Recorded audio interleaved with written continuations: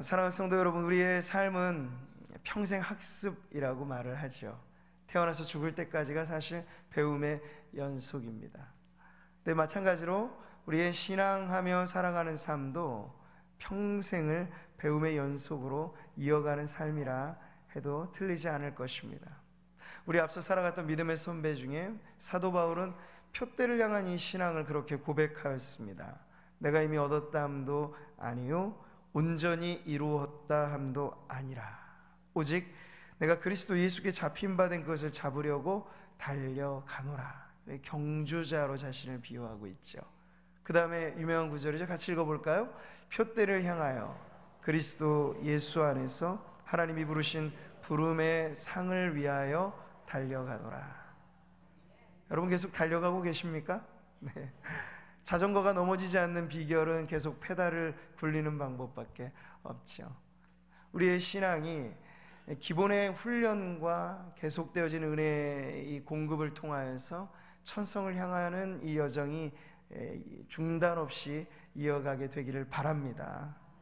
운동 잘하는 선수들을 보세요. 그라운드에서 또 뛰는 그 짧은 시간을 우리는 주목해 보지만 그 마운드에 등판하기까지 보이지 않는 얼마나 많은 시간에 배팅 연습을 하고 투구 연습을 하고 드리블 연습을 하고요. 근데 기본에 해당되는 거죠. 체력, 기초 체력 다지기 연습을 하고요. 김연아 선수처럼 아름다운 빙판 위를 누비면서 피겨 스케이팅을 하는, 우리는 짧은 시간에 쇼를 보지만요, 그 쇼가 성공을 하기 위해서 수천 수만 번의 점프 연습을 하는 거예요. 근데 우리 신앙의 훈련도 마찬가지입니다.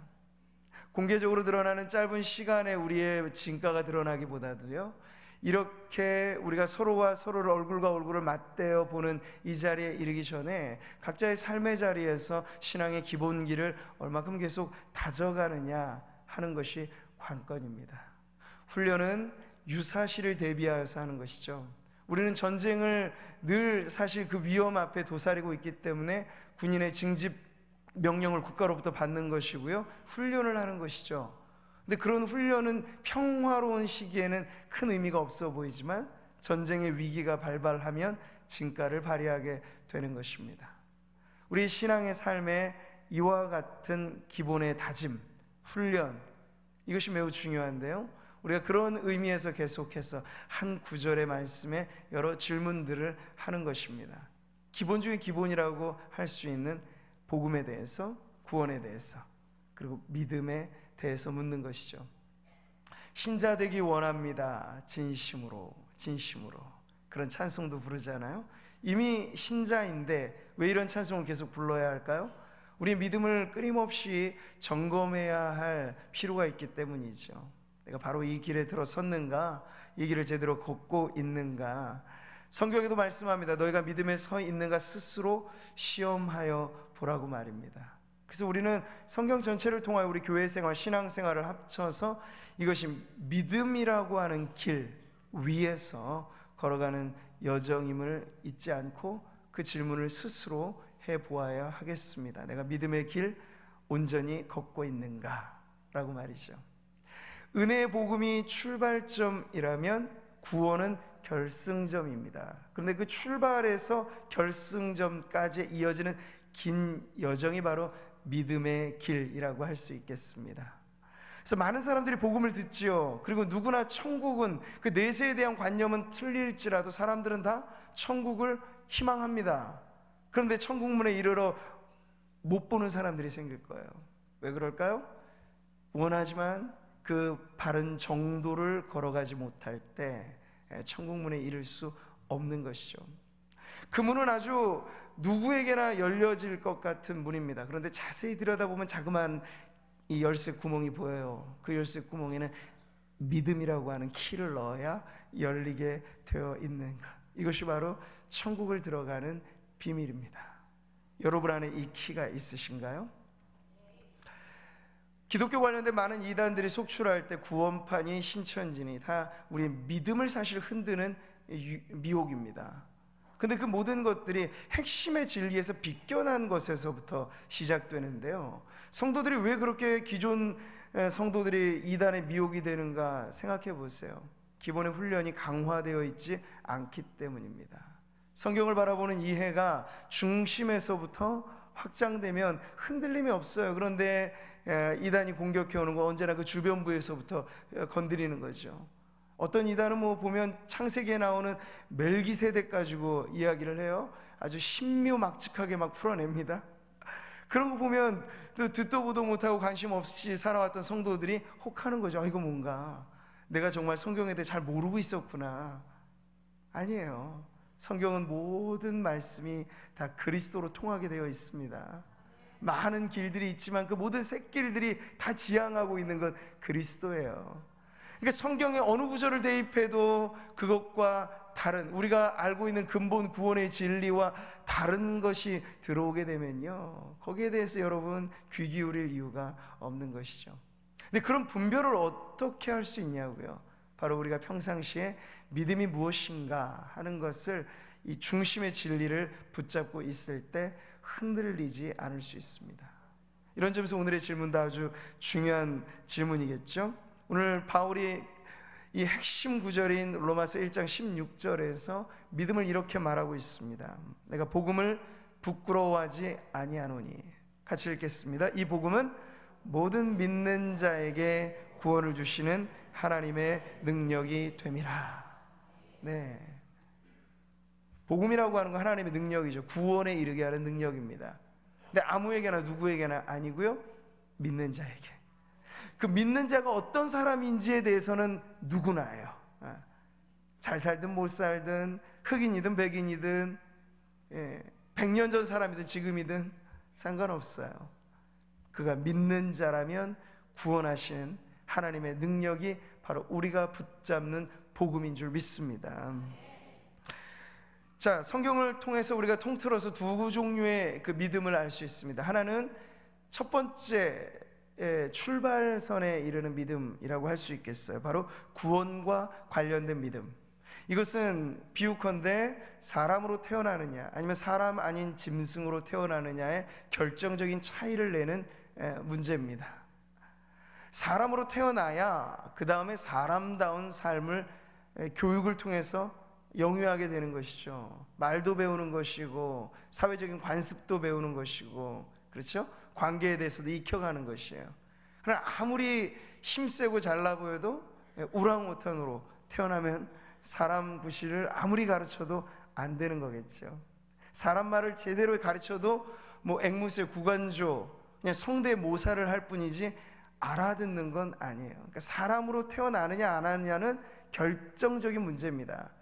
마찬가지로 예수 그리스도를 향한 우리의 믿음이 지속적으로 신앙생활을 하면서 발휘되어지는 믿음도 있지만, 우리 평생에 있어서 단 한 번 짚고 넘어가야 할 가장 중요한 믿음은 이 출생에 관한, 우리가 거듭남이라고 말하는, 예수 믿어 구원받는 사건이라고 말하는 그 결정적인 믿음의 사건은 단회적인 믿음의 고백으로 통과되는 것입니다.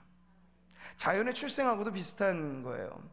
근 10달 동안 엄마 뱃속에 있다가 그 태아가 때가 되어서 출생하죠. 그렇다고 없던 생명이 아닙니다. 엄마 뱃속에서 자랐는데 엄마 배 밖 세상으로 나올 때 우리는 정식으로 출생했다고 환영을 해주는 거죠. 근데 마찬가지로 예수 그리스도를 믿기로 결정하고 우리 의지를 다하여서 우리의 전인의 고백으로 예수님을 영접하는 건 그렇게 아이가 태어나듯 결정적인 탄생의 순간이라고 할 수 있습니다. 그것을 거듭남이라고 하는 거예요. 이건 뒤로 반복되지 않습니다. 앞으로도 반복되지 않습니다. 한번 정확하게 예수님을 구주로 영접하면 그 구원은 영원히 유지되는 것입니다. 자, 이 진리를 우리가 믿을 때 우리의 행위에 근거하거나 기타 다른 어떠한 외부적인 위협과 핍박이 우리를 흔들지라도 흔들리거나 넘어지지 않을 수 있습니다. 제가 이단에 대해서 얘기했죠. 구원파 같은 이단은요, 우리의 구원의 확신을 무엇으로 묻냐면 당신 정확히 회개한 것 맞냐고. 회개라고 하는 것조차도 인간의 행위에 관한 어떤 체험의 문제로 축소시킵니다. 그렇기 때문에 성도들이 어떨까요? 회개를 하면서도 늘 회개하잖아요. 회개할 게 여전히 남아있잖아요. 근데 그걸 자꾸만 근거로 우리의 구원의 확신을 물으면 언제나 불확실한 것이죠. 그러면서부터 성도들의 영혼을 미혹하는 것입니다. 근데 여러분, 성도로 살아가면서 우리가 성화에 이르는 거룩한 삶에 있어서 필요한 회개는 죽기 직전까지 해야 할 것이 맞습니다. 그러나 그보다 중요한 건 우리가 예수 믿을 때 지금껏 살아온 나의 삶이 죄로 물든 인생이었다. 아까 우리가 함께 찬양한 그 유명한 어메이징 그레이스 이 가사처럼 이제껏 내가 산 것 주님의 은혜이지만 그 이전까지, 은혜를 경험하기 이전까지 나는 죄인 중에 괴수였다고 자복하는 그 믿음, 그 믿음으로 예수님을 붙잡는 건 단회적인 사건의 출생에 관한 믿음이라고 할 수 있겠습니다. 거기서부터 신앙은 출발합니다. 그러니까 그 출발이 명확하지 않으면 다른 걸 아무리 교육을 시키고 가르쳐도 늘 헷갈리는 거예요. 결정적으로 예수님을 붙잡는 믿음의 첫 단추가 끼워져 있지 않으면요, 율법을 아무리 대입시켜도 행위 가지고는 우리의 구원이 확보되지 않습니다. 율법의 의로는 의롭다 할 자가 없기 때문에 모든 사람이 하나님의 의에 충족되지 못한 죄인이기 때문에 인간의 행위와 공로를 가지고는 확신을 얻을 수 없는 것이에요. 근데 성경과 하나님 이 복음의 진리는 우리에게 확신의 근거를 그것으로 소개해 주지 않고요, 우리의 믿음의 대상을 자기 자신에게서 바꾸어 예수 그리스도를 바라보게 하는 것입니다. 여기서 가장 중요한 믿음이란 바로 이것이죠. 우리가 거듭나게 될 때 그 바라보는 지향과 그 바라보는 대상이 누구인가, 그 대상에게 대하여 우리가 어느 정도로 신뢰하고 내어 맡기는가, 이게 바로 믿음의 문제에 있어서 가장 중요한 부분입니다. 그 이외의 것들이요, 우리가 교회 생활하고 신앙생활 하면서 여러 다양한 믿음의 빛깔들이 있어요. 센 믿음, 여린 믿음이 있고, 산을 옮길 만한 믿음이 있고, 겨자씨 같은 믿음이 있고, 천차만별의 종류가 다양할 수 있어요. 그러나 이 모든 것은 다 망라해서 그가 거듭난 성도라면 적용되는 것들이죠. 근데 거듭나지 않고 예수를 향한 결정적인 의뢰가 없는 상태에서는요, 아무런 소용이 없는 것들이라고 할 수 있겠습니다. 자, 영적인 출생으로서 우리가 처음 예수 복음을 들을 때 여러분 어떻게 반응하느냐, 바로 이것이 믿음의 문제입니다. 그래서 참된 믿음이 있을 때 우리는 우리 자발적인 자가적인 노력으로 되어졌다고 성경은 가르쳐주지 않아요. 그마저도 하나님의 선물이라고 말하죠. 너희가 그 은혜에 의하여 믿음으로 말미암아. 이 순서가 아주 정확한 것입니다. 근데 그 은혜가 뭘까요? 성령의 바람이죠. 바람같이 불어오시는, 어디서 와서 어디로 가는지 모르지만 확실히 작용은 있는, 그게 바로 우리가 거듭날 때 성령께서 우리도 자각하지 못하는 새 우리의 영혼에 뿌려놓는 믿음의 씨앗입니다. 그게 결정적인 순간 우리가 자각하게끔 되어질 때 우리는 비로소 회개하게 되는 거고요, 우리의 지정의를 다 동원해서 예수를 믿노라 고백하는 거예요. 믿음의 두 가지 측면은 회개와 그리스도에 대한 믿음인데, 그 이전에 성령의 바람 같은 중생의 작용을 하시는 성령의 일하심이 그 영혼 가운데 있을 때 비로소 이 참된 믿음이 싹트게 된다는 것이죠. 성경은 말씀합니다. 성령으로 아니하고는 누구든지 예수를 주시라 할 수 없느니라. 그러니까 태생적으로 예수 믿기로 결정돼서 태어나는 인생 없어요. 물론 우리는 창세 전까지 거슬러 올라간 하나님의 예정에 대해서 믿죠. 그러나 우리는 모르는 것이 예정입니다. 하나님만 아시는 거예요. 근데 하나님이 정하신 때 우리가 알게끔 믿음이 발동되어지는 이 이면에 성령의 일하심이 있다는 것이에요. 이것을 아는 것이 매우 중요합니다. 그래야 우리는 우리의 믿은 바 이 고백 역시도 우리의 공로로 돌리지 않고 영광 찬송을 하나님께 돌리게 되는 것이고요, 다른 누군가의 구원의 사건을 위하여서 우리가 애쓰고 힘쓰지만 그 인간의 노력으로 되는 게 아니고 성령이 그 영혼에도 불어 가시도록 기도할 수 있다는 것이죠. 자, 이 절차들이 중요합니다. 성경은 영접이라고 하는 의미로서 예수님을 우리가 모시는 것을 믿음으로 가르쳐 줄 때 이렇게 말씀하죠. 영접하는 자, 곧 그 이름을 믿는 자들이라고 말해요. 그들이 하나님의 자녀가 되는 권세를 얻었다고 말합니다.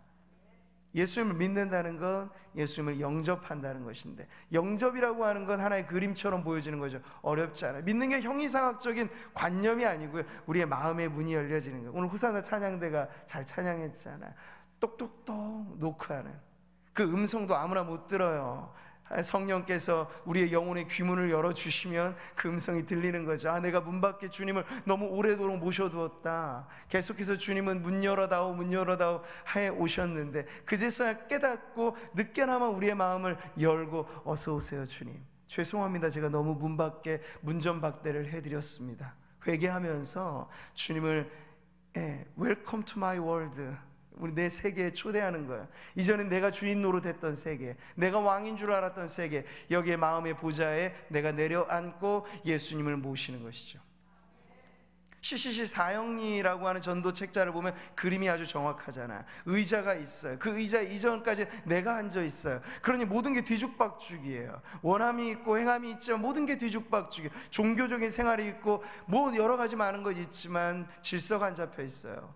근데 예수님을 제대로 그 보좌에 앉혀드리고 내가 그 곁에 주님을 따르는 종이요, 주님의 백성이요, 그리스도의 신부요, 주님의 양으로서 제대로 예수님과의 관계가 정립되면 그 외의 모든 삶의 질서가 바로잡히게 되는 거죠. 가정의 삶, 직장의 삶, 인간의 관계, 모든 것이 뒤죽박죽이었던 그 얽힌 실타래가 제대로 풀리면서 내면 세계가 아름답고 외면의 삶이 거룩한 성도의 삶을 살아가게 되는 것입니다. 이 모든 것의 첫 출발이 예수님을 영접하여 내 구주로 모시게 되는 그 믿음의 고백으로부터 출발한다는 사실입니다. 요즘에 유행하는 말 중에 근자감이라는 말이 있죠. 근거 없는 자신감이라는 거예요. 자존심. 그렇게 갖고 살아가는 사람들이 많아요. 그런데 성도로서 우리가 갖고 있는 것은 근거 없는 자신감이 아니죠. 그래서도 안 되죠. 우리는 근거가 아주 정확하고 분명해야 합니다. 우리의 반석 되신, 우리의 믿음의 기준이 되시는, 그래서 온 세상이 다 동원하여 우리를 흔들려 해도 흔들리지 않는, 구원의 확신에 관한 로마서 8장의 말씀이 너무 아름다운데요, 높음이나 깊음이나 그 어떤 세상의 피조물, 어떤 것, 천사든지 장래일인지 오늘이든지 어떤 것도 그리스도 예수 안에 있는 하나님의 사랑에서 끊을 수 없다. 근거 있는 자신감이죠. 성도는 그런 마음으로 살아가는 거예요. 그래서 골리앗처럼 세상이 떵떵거리며 위세 등등 허세를 부릴 때 우리는 다윗처럼 두려워할 이유가 없는 거예요. 그런데 근거 없는 자신감을 가졌던 사울 왕은 어떨까요? 문제가 터지면 은매 기죽어 되는 거예요. 쏙 들어가는 거예요. 그 당시 모든 이스라엘 백성들이 그랬던 것처럼. 다윗 어떤가요? 확실하잖아. 여호와 제일주의, 그 중심의 신앙이 분명하니까 골리앗을 볼 때 저게 허세인 걸 아는 거예요. 아, 너무 크다. 두려워하는 게 아니라 크니까 내 물매 던지면 다 맞겠구나. 기준이 틀린 거죠. 세상을 바라볼 때 두려워하지 않아요. 성도는 문제가 많고 경제가 어렵고 해도 뚫고 나갈 길은 성도들에게 언제나 보이는 거예요. 애굽의 7년의 흉년이 불었을 때도 요셉과 같은 하나님의 사람에게는 풀어갈 지혜가 있는 거예요. 자신감이 있는 거죠. 옥살이하고 노예살이 할 때도 경험했던 하나님이 함께 하셨거든요. 그가 어디를 가든지 하나님이 함께 하심으로 형통한 자 되었다라고 하는 살아있는 믿음의 체험, 하나님과 동행하는 그 믿음이 있으니까 다른 여러 가지 많은 어려움들이 모양만 달리할 뿐 핵심은 똑같은 거예요. 하나님을 믿으면 뚫리고 하나님을 믿고 나아가면 길은 열리게 된다는 사실을 알게 되는 것이죠. 저와 여러분 안에 근거 있는 믿음이 있으시기를 바랍니다. 예수 그리스도, 우리 구원의 복된 확신이 우리 예배하는 성도들에게 넘쳐나시기를 축복합니다. 자, 복음은 모든 믿는 자에게 구원을 주시는 하나님의 능력이라고 말합니다. 그래서 복음은 온 천하에 전해져야 할 것입니다. 모든 사람에게 대하여 차별이 없습니다. 자, 그런데 그렇다고 아무나 구원을 받나요? 그건 아니죠. 아무나 믿지 못하는 것이 또한 현실입니다. 이 차이가 분명해요. 예수님은 마태복음 22장에 나온 천국 비유에서 이 부분을 말씀하셨습니다. 거기에 자비로운 왕이 등장하고 왕이 배설한 혼인잔치가 열립니다. 많은 사람들을 초대했습니다. 그런데 처음에 사람들이 응하지 않아요. 그래서 그 초대 대상을 더 넓힙니다. 어떻게 해요? 악한 자나 선한 자나 만나는 대로 모두 데려와라. 그래서 이 잔치석을 채우라고 명령합니다. 그래서 하인들이 그 명령대로 모두를 다 초대해 왔습니다.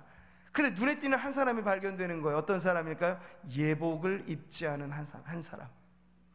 그래서 이 기준, 이 초대받은 기준에 있어서는 악한 자냐 선한 자냐의 구분이 아니었어요. 이 왕이 배설한 잔치에 참여하고 이것을 누리는 기준은 예복을 입고 참여하기만 하면 된다는 거예요. 이건 너무나 쉬운 일이죠. 그런데 그 한 사람은 고집을 부렸던 것 같아요. 예복을 입으면 되는 일인데 예복을 입지 않고 그 자리에 버젓이 서 있었던 거죠. 그래서 그에 대하여 왕은 엄중하게 내쫓으라고 명령을 합니다. 그 자비로운 왕이 말이죠.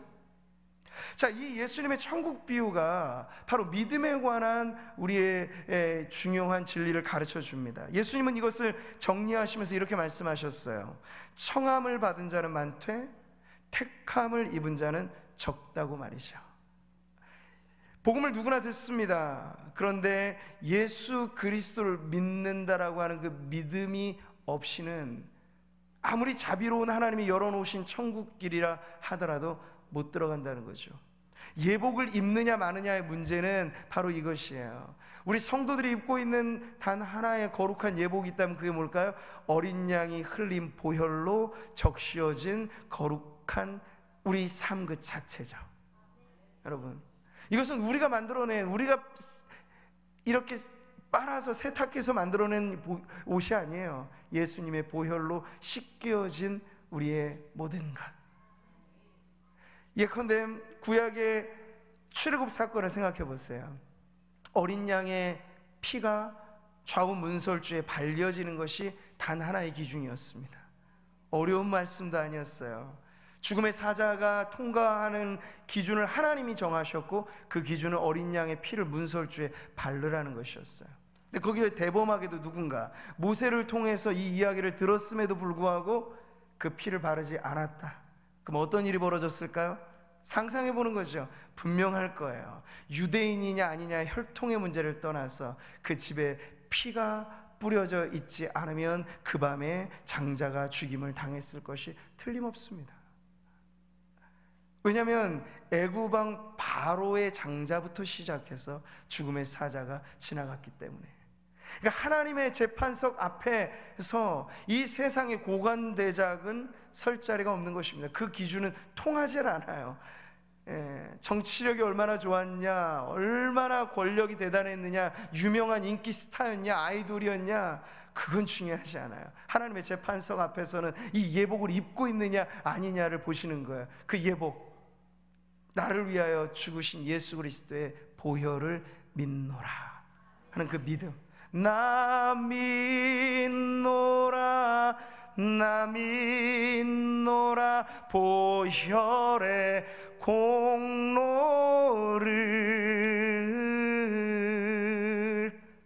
바로 이 공로, 여러분의 공로를 의지하여 천국에 들어가라 한다면 누구도 못 갈 곳이 천국입니다.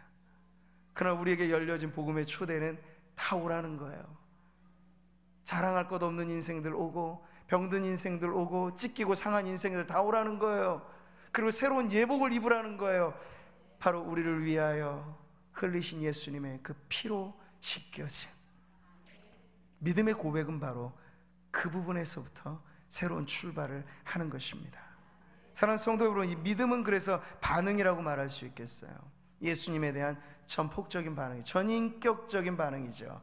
머리로만 안다고? 아니요. 감정만 일시적으로 뜨겁다고? 아니요. 가룟 유다는 한때 뜨거웠던 사람이에요. 예수님을 잘 알았던 사람들이에요. 예수님을 십자가에 못 박으라고 소리쳤던 군중들도 한때는 예수님의 팬들이었어요. 예수님은 팬을 원하지 않으세요. 제자를 원하시죠.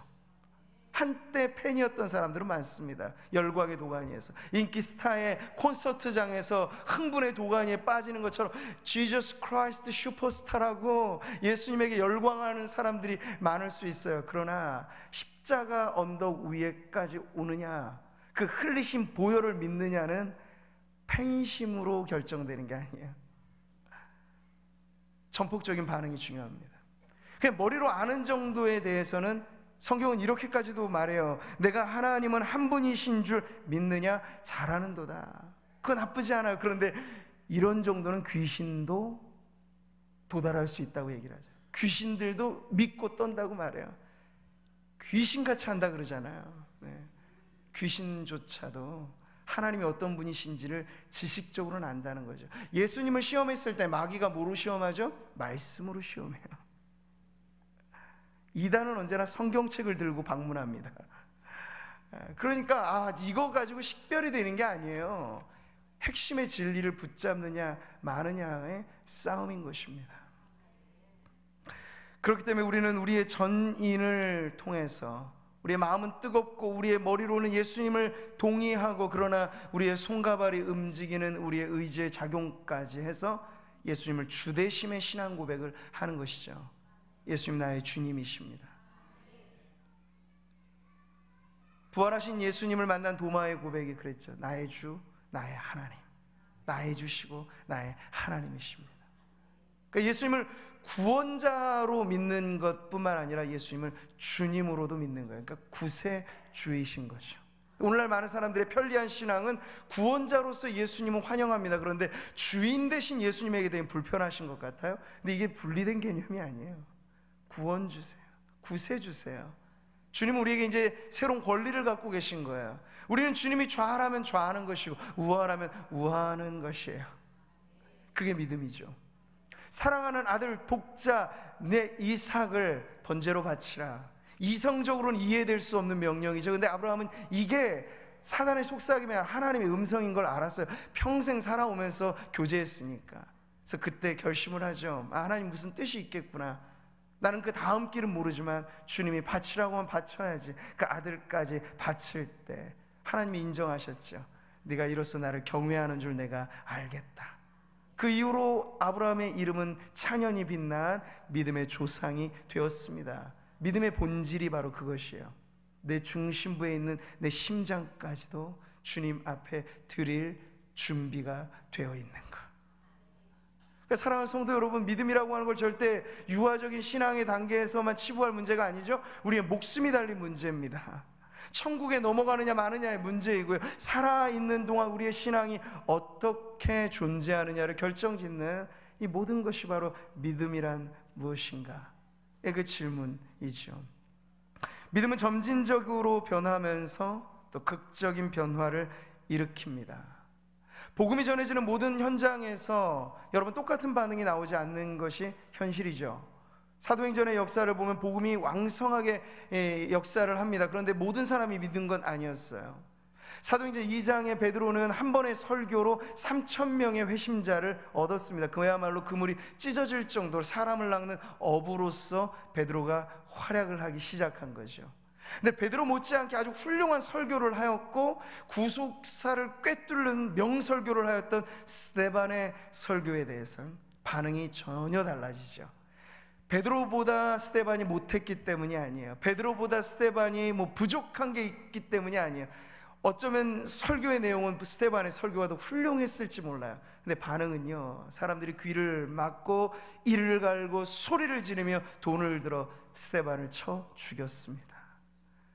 어떤 설교는 사람들에게 있어서 엄청난 열매를 거두는데 똑같은 상황에서 설교가 어떤 사람이 들리지 않는 걸 극적으로 보여주는 거죠. 예수님 밭의 비유를 말씀하신 게 정확히 그래요. 씨는 동일합니다. 말씀의 씨앗이 틀린 게 아니에요. 지금도 저는 똑같이 복음을 전하고 있습니다. 그런데 이것이 성도들의 마음밭이 어떠하느냐에 따라서 달라질 수 있다는 걸 말씀하셨어요. 길가밭 씨도 먹히지 않는 거예요. 뿌리도 내리지 않는 거예요. 돌밭 가시덤불 뿌리지만 돌의 그 이 억샘과 가시덤의 그 독소 때문에 못 자란다고 말씀하시죠. 그러니까 우리의 마음의 밭이 하나님 앞에 그 말씀을, 복음을 들을 때 어느 정도로 반응하느냐에 따라서 이 믿음은 전혀 상반된 결과를 낳는다는 것을 가르쳐 주는 것이에요. 천편일률적이지 않습니다. 구원의 사건은 공장에서 찍어내는 가공품이 아닌 거예요. 한 영혼 한 영혼이 예수를 정확히 믿어 구원받는 것이죠. 들러리는 없습니다. 따라 구원받는 건 없습니다. 정확히 내 마음, 내 신앙, 내 고백으로 천국문에 들어가는 거예요. 한 사람씩 정확하게 걸러냅니다. 그 문은 살짝 옷자락 붙잡고 들어가는 일은 없다는 거예요. 부모의 신앙, 내 신앙이 될 때 구원받는 거죠. 네, 엄마 뱃속부터 교회 다녔다고 구원이 확보되는 것 아니란 말씀이에요. 내 입술로, 사람이 마음으로 믿어 의에 이르고 입술로 신하여 구원에 이른다는 것 공이 모든 영혼에게 적용되는 사실입니다. 마음의 믿음, 입술의 믿음, 그 삶으로 다져진 믿음이 주님 앞에 1대1로 고백되어지는 순간 천국에 또 한 영혼이 자녀가 되는 사건이 일어나게 되는 거예요. 회개할 것 없는 아흔으로 인한 기쁨보다 더 즐겁다고 말씀하셨을 때 하늘의 환희는 바로 이렇게 죽을 영혼 살아나는 극적인 구원의 사건이 일어나기 때문에 천사들과 의인들의 박수갈채가 쏟아지는 구원의 감격이 일어나게 되는 것이죠. 사랑하는 성도 여러분, 이렇게 반응이 천차만별 다를 수 있지만 그렇기 때문에 이것이 우리에게 가르쳐주는 바는 무엇일까요? 속단하지 말라는 거예요. 나 스스로도 너희가 믿음에 서 있는가 스스로 시험하여 보라.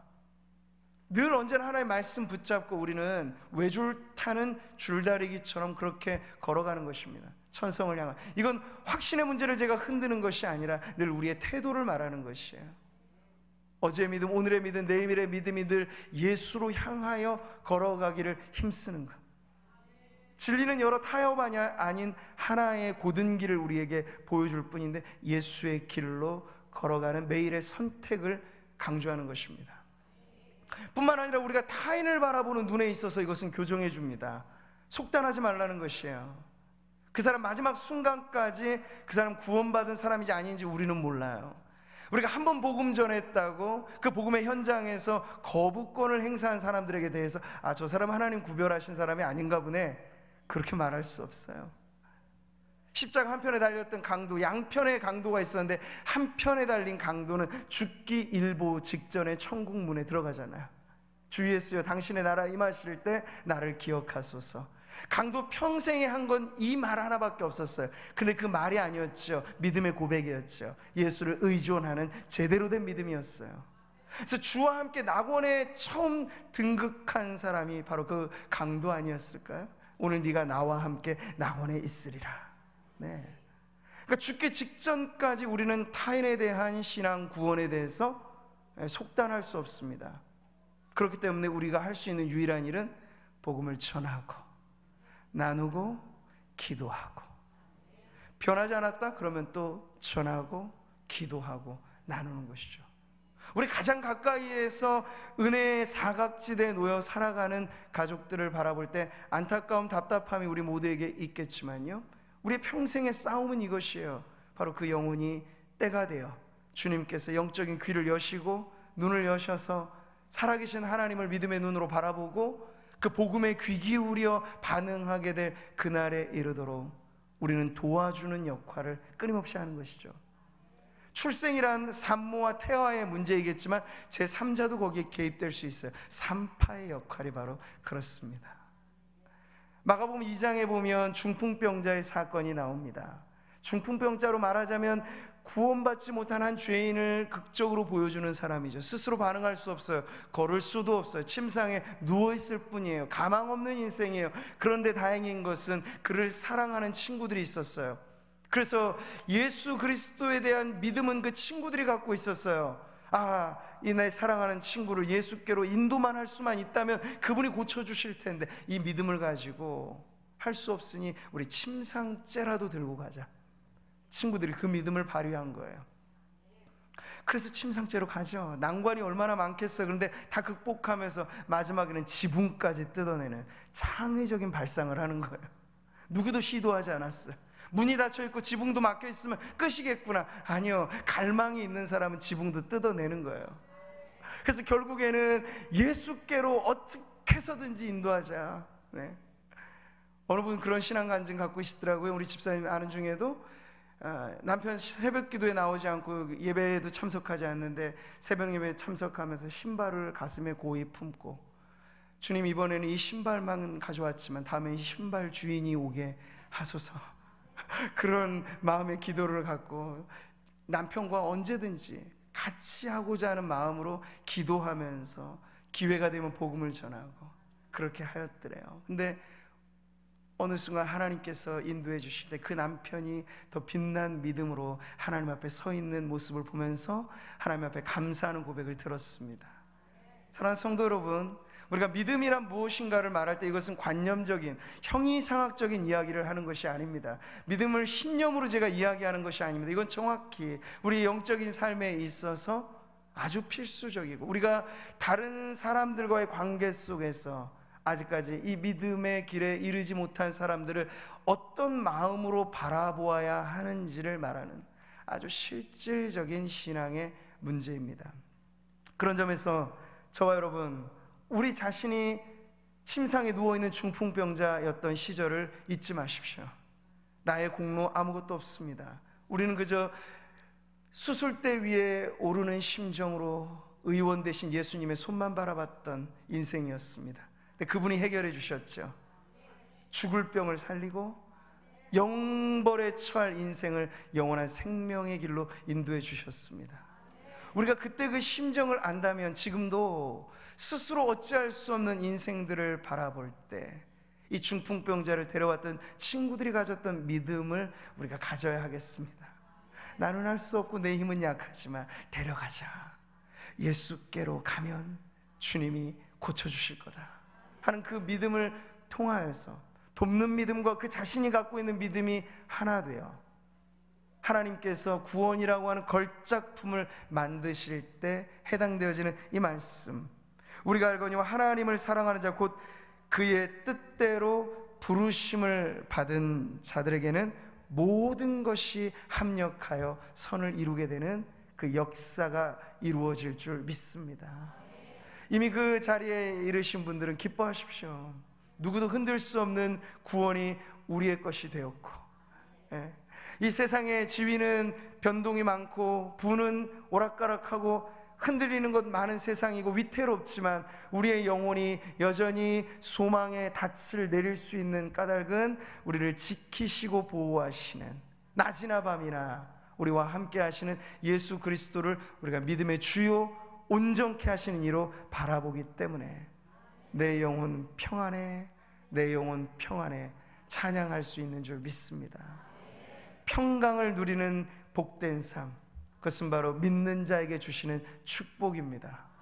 오늘 예배하는 모든 성도들에게 그 은혜가 넘쳐나시기를 바라고, 우리가 전하는 이 복음 한순간에 반응하지 않았다고 실망하지 마시고 그 영혼의 정확한 타이밍을 아셔서 하나님께서 부르실 때까지 우리가 하나님의 부르시는 음성으로 쓰임받는 것에 감사하면서 우리 주변에 이 아름다운 복음을 전하고 나누는 그 사명자로서 힘차게 살아가는 저와 여러분 되시기를 주님의 이름으로 축복합니다. 할렐루야.